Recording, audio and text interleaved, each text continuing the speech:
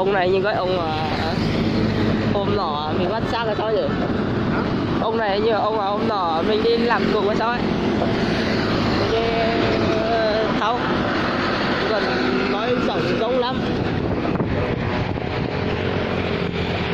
Ở cái chỗ này á.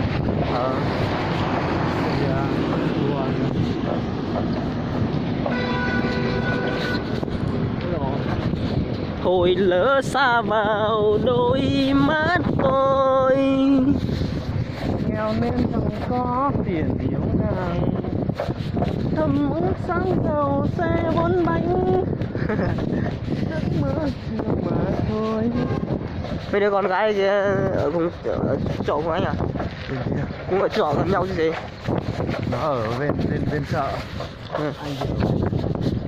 Sao mới biết nhau à? Nó đã mượn tiền cho mình nhưng mà có 2.000 bạc. 2.000 bạc mà còn không mượn thì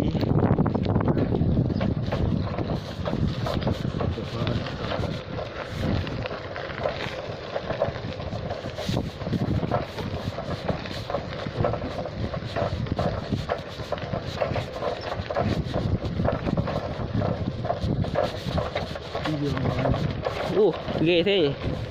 Sợ bánh thủng đấy. Cờ này này. Chỗ cái cờ này.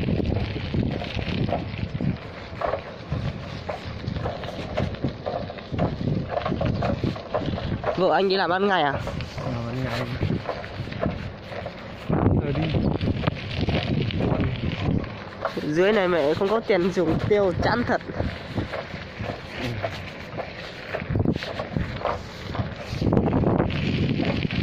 Tôi quay video để cho lên mạng cho nó không đến Facebook cho người để bỏ hầu nó làm xem.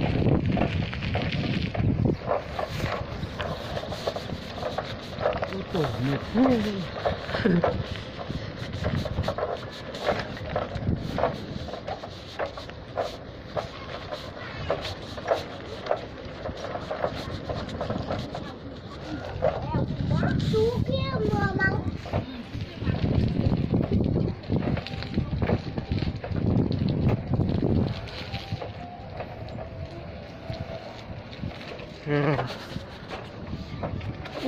Ơi, ta chỉ nói ta tổ là tổ trẻ nữa.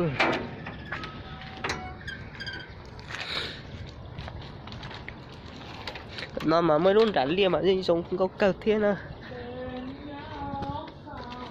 Tụi ta giờ có tụi phong dư nữa, nữa tụi nành thai.